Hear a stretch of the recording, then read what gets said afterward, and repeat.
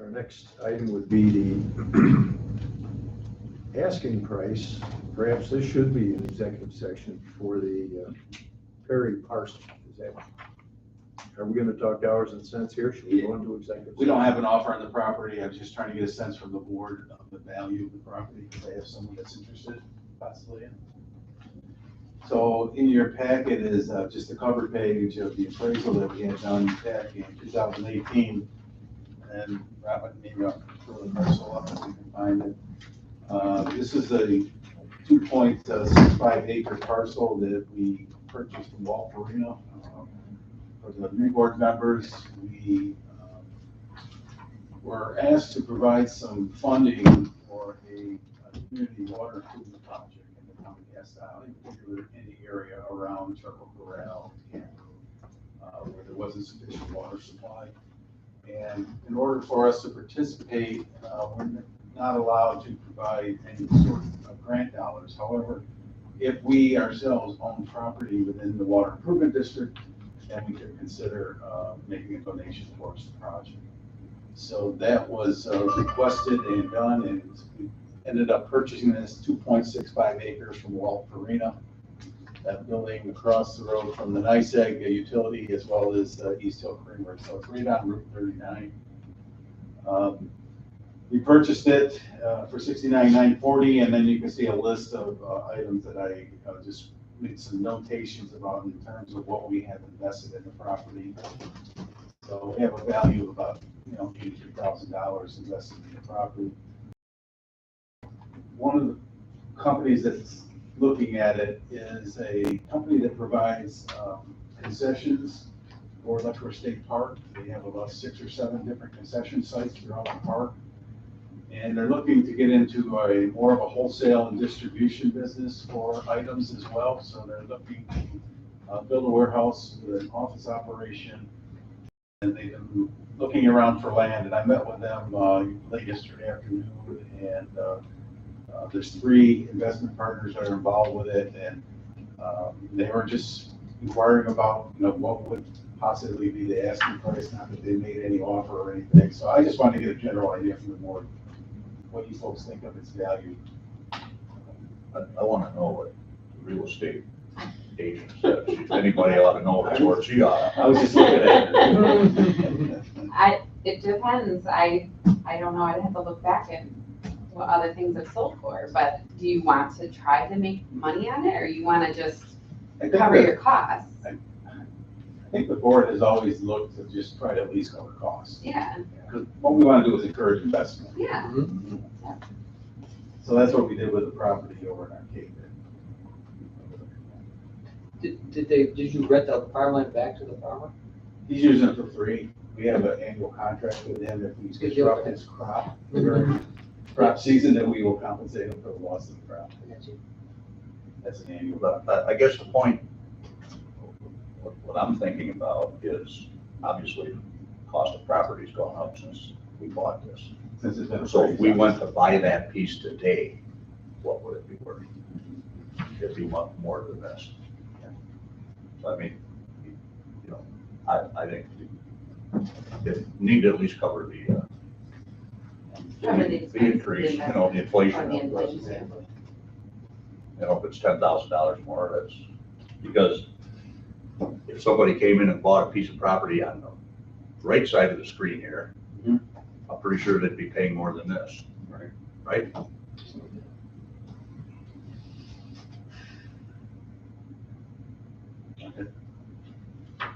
Does it make sense then to obtain another appraisal? I mean, we could. I don't think. Or should we wait and see what comes in? I think we'll probably get an offer from these guys. Let's see what they work with iron. Are they planning to do something this season, or is this? Well, this is their busy season now because the park's open and they've got all their concession stuff going. But like I said, they want to get into warehouse and distribution and online sales and things of that nature. So it may even be an IDA eligible project, depending how it breaks down between the retail and the wholesale distribution side of it, which could offset the cost of the property to them as well if we can make them IDA eligible. I always have that wrestle match with council on some of these projects. Would probably be helpful just to have a fresher appraisal number, because the agency is supposed to have a solid number to Could work we, from. could we leave it in the discretion of Jim to, if he gets an offer to order the appraisal? And- For your property disposal guidelines, you want to have at least a baseline, so you've got someone here who's done it, probably be able to update it pretty easily. She's not the mayor of Arcade, but what's the turnaround time on that? Yeah. Well, I think without further action, you could go ahead and get another appraisal Okay. when you deem it necessary. This is appraised at commercial use, not ag use. Manufacturer. So that would be the plan for ag use. Okay, moving along to TPI Arcade expansion. Jim? Yeah, I just wanted to bring to the board's attention some of the challenges that we're having now that this prevailing wage thing has kicked in January. TPI is an aluminum casting company located in Arcade, 98 as you're heading south out of the village. They are owned by a company in Alabama. So in addition to the company in Arcade, this Alabama Capital Holding Company has other similar locations where they do castings just like they can in Arcade. In particular, there's one in Pennsylvania. So TPI is proposing a $16 million expansion project where they're going to be putting in a duplicate line for doing all their casting operations. So they're essentially going to be able to double their output. And it's a great project in Arcade. However, this same project could be done in Pennsylvania where things are cheaper, where there's no prevailing wage laws for projects that receive public assistance, and where the zoning and building codes are, or I should say, where the building codes are more lenient than they are here in the first state. So the ownership company is looking at the comparison between Pennsylvania and New York, and we're having quite a battle on our hands to try to get that expansion here versus shipping it down to Pennsylvania. I have brought in New York State to see what we can do, because obviously if they're threatening to take this expansion out of the state, you know, there are some additional benefits that they can bring in. But again, if you've got a project that's more than $5 million, if you go above that 30% of public assistance on that $5 million, you've got to pay prevailing wage for construction. The building owner does not want, or the general manager does not want to pay prevailing wage, because it adds about 20 to 25% to the cost. So, you know, I don't know.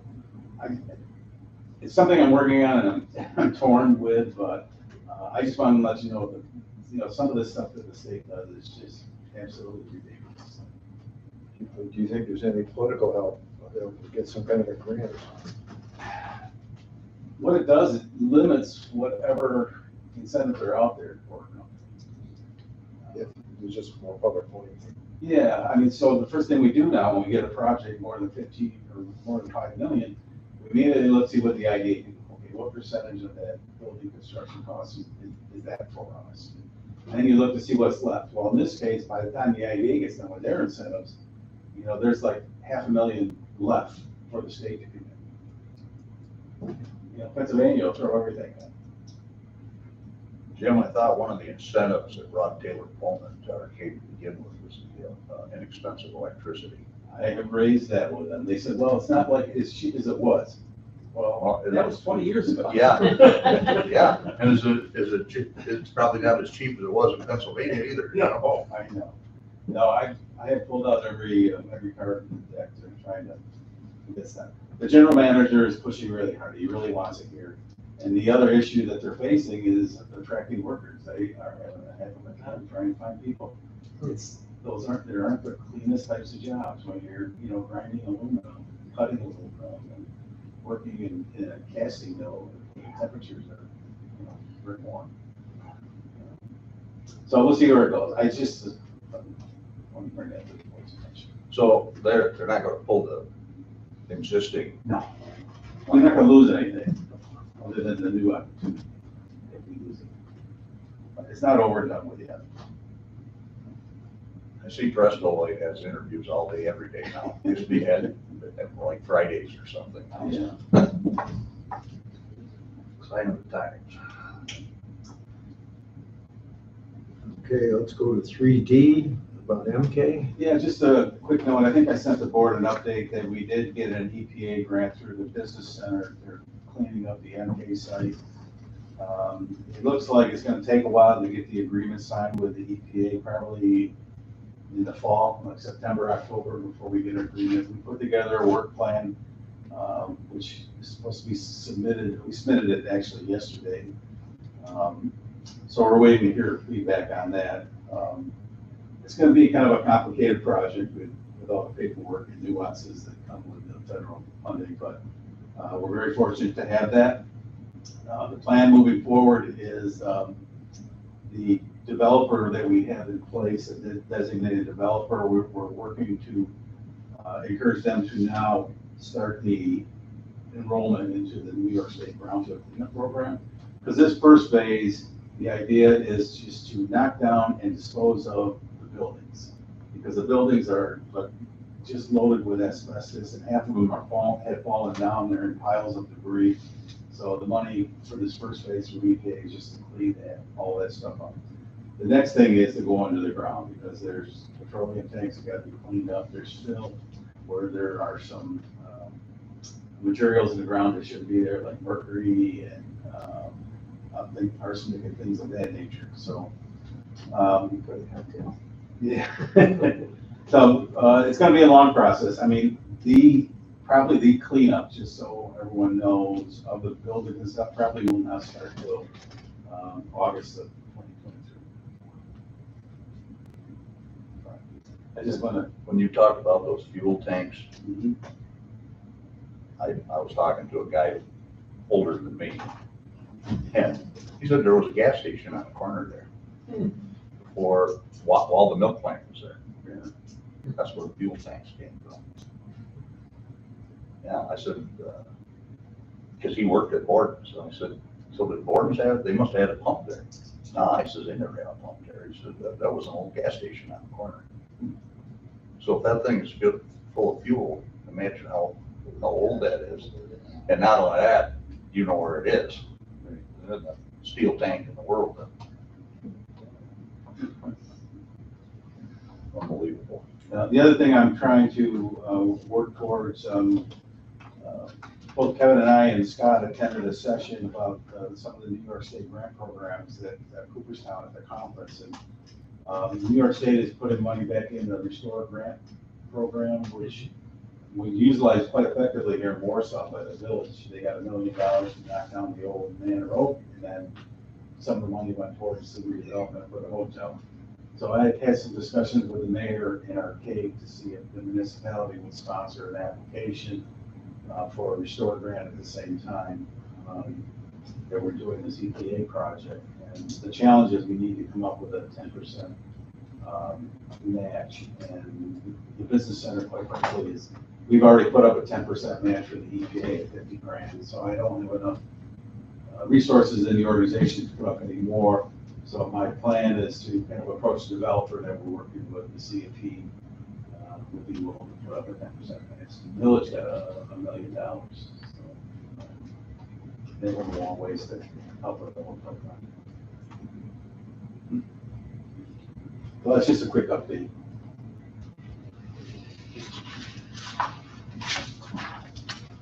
Okay, anything in addition as part of your report or otherwise? Yeah, there's a few other projects that we're working on. The Empire Distributing Project in Arcade sells the wood and pellet stoves and outdoor living products. And originally talked to the board about a 6,000 square foot expansion. They've now backed that down to a 30,000 square foot expansion. They're also buying a building in Springville that will help with some of their overflow in the meantime.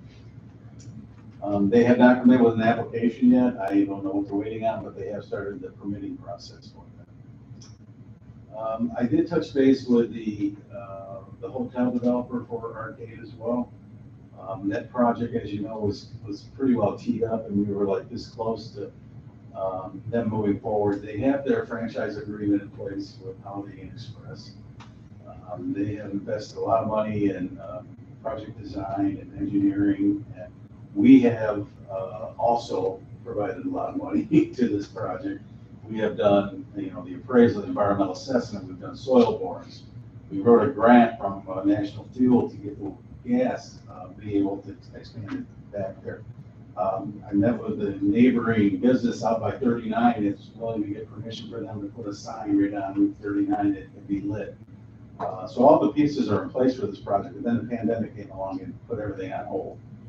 Well, now things are back on, and it's gonna be moving forward again.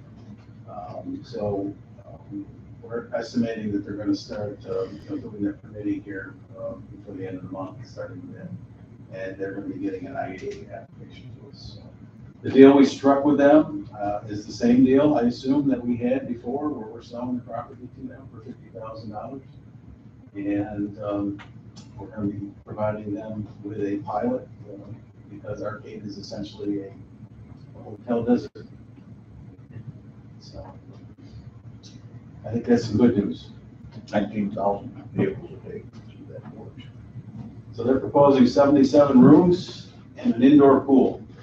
So Doug, you can vacation there in the winter. Yeah, I'll probably be down there every day. Whatever happened to the other hotel project we had up the other end of town? That is still, have you been into the bowling alley? I can take the fifth on all there. Okay. I went in, I haven't been there in years. I went in there for a cold refreshment a couple weeks ago.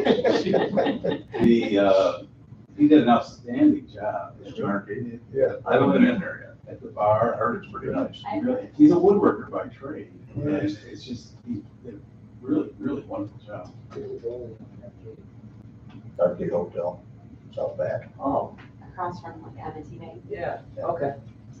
I was just. How do you get in there, Jim? You don't go in the front door of the Agreed. You gotta hotel. go around it. Out Back back. turn around. Yeah. Head 98 South Oakland and Jefferson. Yeah, I know where up that back there. I just wondered how. Well, the next project he's doing, he's gonna put an outdoor bar, he's gonna knock down a garage behind the hotel and put in an outdoor bar and restaurant area. And he's coming to the business center for a loan to do that. I just just had a conversation with him today about that project, so. Do they still rent rooms at the hotel? They don't. Thank God. Greg Ford one. No, never mind. We're on TV. I'll tell you later. But it's still full there too? Yeah, Still there's leagues there. Well, they fixed it all up. They've got new lanes and The everything. new automatic scores and everything, and then, like I said, this bar, it's like state of the art. How many lanes? Only 8.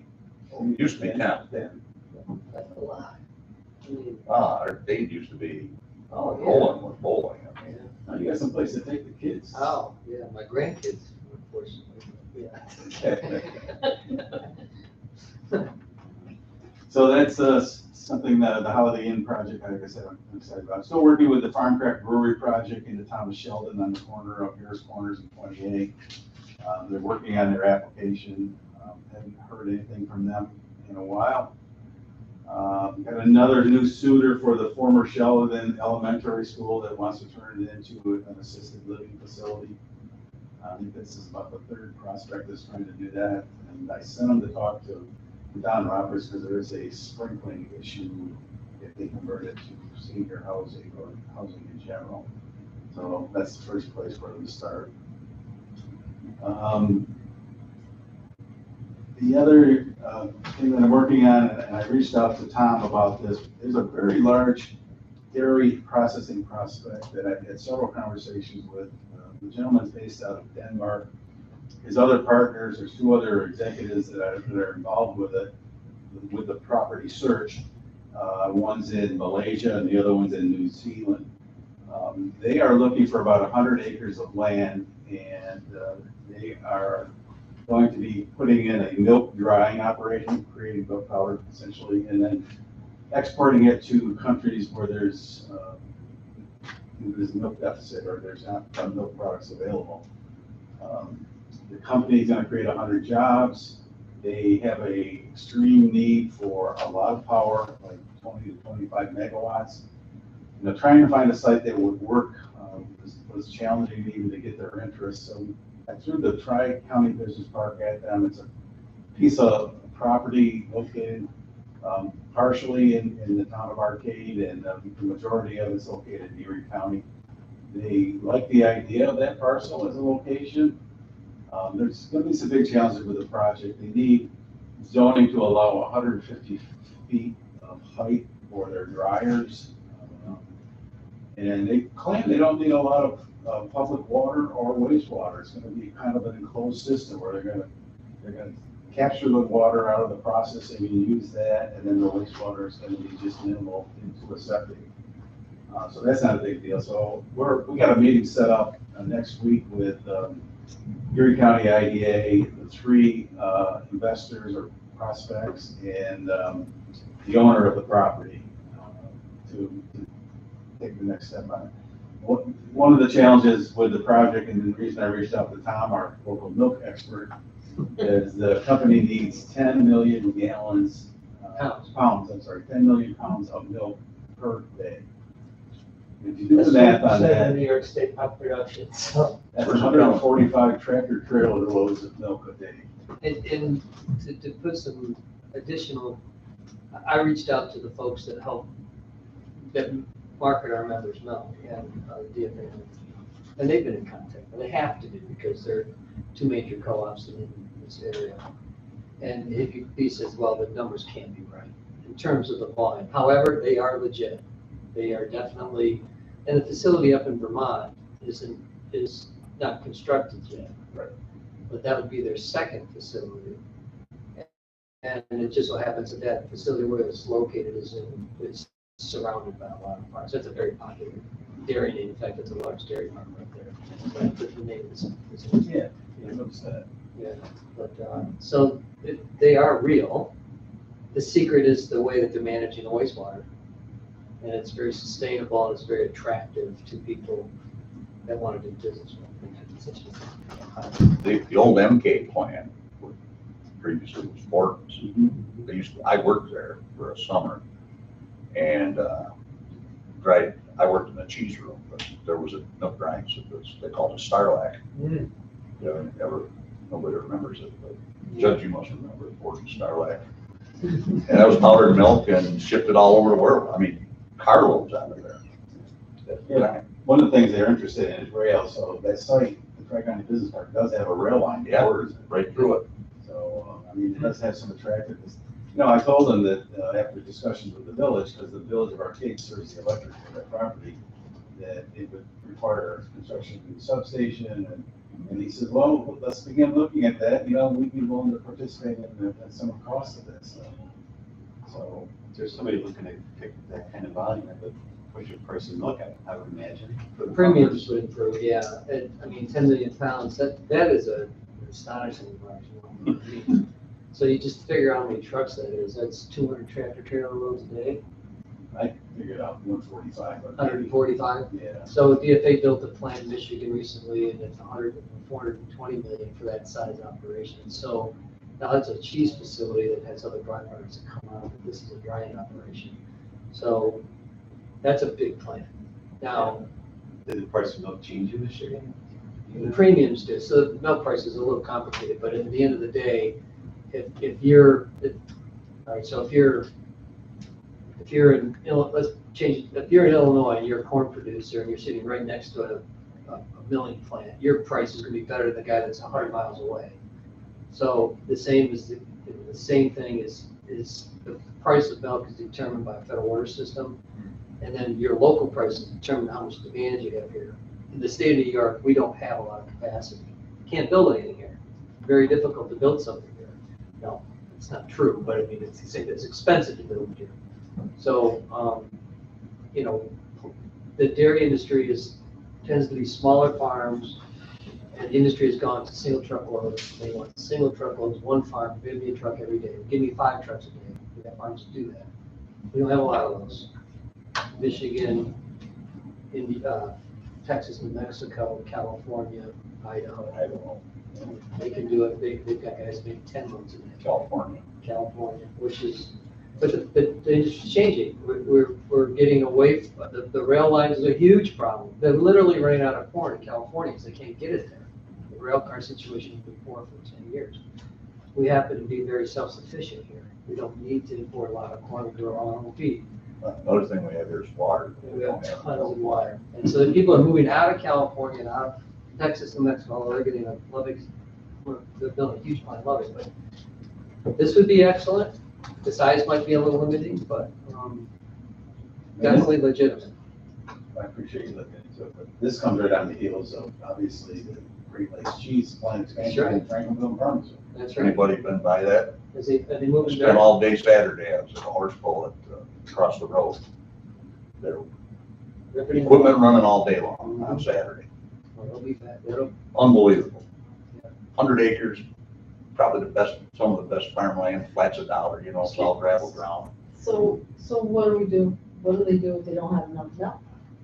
Once they get that milk? Well, you'll be surprised how many dairy farmers would like to expand. They're real good at that. That fast though. You know, they have to put barns, they have to bring in cows, they got, where's it come from? Well, you can,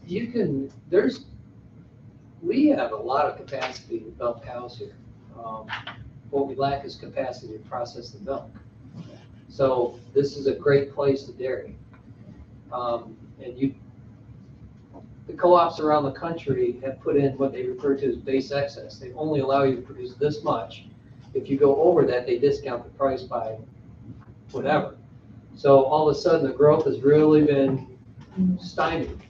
In the state of New York and the state of California, those are two areas that they've actually are using the base excess to discourage growth because they don't have the capacity to process the milk. Meanwhile, the price is at an all-time record high. Dairy farmers are having, in this area here, having a really great year so far. But there's a big drop off because feed costs have doubled too. So they're not quite doubled, but they've gone up quite a lot in fuel and everything else. But to bring a plant like that in here would open up the capacity that this state can do. We can produce a lot more milk. We have the land, we have the feed, we have the people to take. They have the cows. Oh, well, we can make the cows, yeah. That's it. No, There's no tiny gravel. cows. That's It's tiny. no I'm just problem. thinking like, it takes a couple of years to get a cow to milk, like where do the Sure. cows come Well, from? you- All of a sudden, you're Well, gonna have you, 20, 30,000 cows in a barn. They said that, somebody said they were gonna build a plant and we're gonna need We'd have. your milk. Yeah, Can you, help us out? so, They'll be more than, they'll be Okay. waiting. Yeah, this project's 2 years away. I mean, yeah, if it was really a commitment, when the Mueller plant was gonna be built, Right. in Cuba. in Batavia. Oh, the yogurt, yeah. Yogurt plant. I mean, they wanted to add 60,000 cows.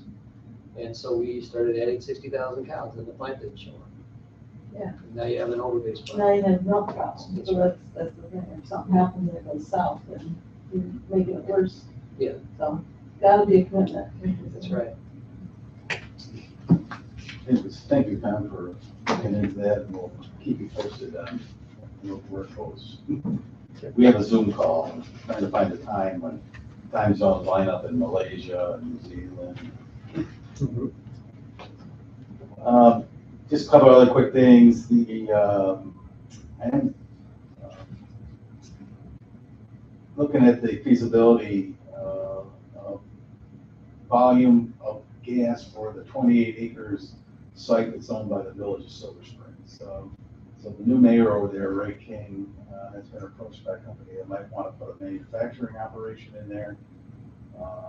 They're requiring gas, and so the village bought a piece of land that's actually directly behind the Silver Springs Park, but it doesn't have access from 19A or Broughton Road. So the challenge is trying to find out how to get trucks in there. So we contacted the railroad because we thought maybe we could, the company could buy it the right away for the railroad, and the railroad wants to hang on to their property. So I'm not sure where to go, but it's certainly a project that we're trying to help out with. In your board packet, I was just doing this IDA legislative things. the top of page 2, these are legislative items relevant to IDA that have passed both the Senate and the House. The following bills below that are ones that pass one house but not both. In that bottom section, we've heard about a couple things on there that trying to increase more gender participation on IDA boards. These are still apparently alive. But the ones on the top, I guess they don't scare around too much. We're pretty much in compliance with most of those things in terms of contacting taxing jurisdictions, things of that nature. Last time, I just wanted to mention to the board that we did make a donation to the hospital foundation in Jim Hardy's memory. And you don't know, Jim Hardy passed away. Was on this board for a number of years, and it was a very sad thing, but he was a good board member. And I didn't know that. okay. How long was it? 2 weeks. They would pay for everything, it's his thing. Very good. That's all I have. Any other business? If not, I will entertain a motion to adjourn. Next meeting would be July 14th at 2:30. Do I have a second? All in favor? Okay, let us turn to the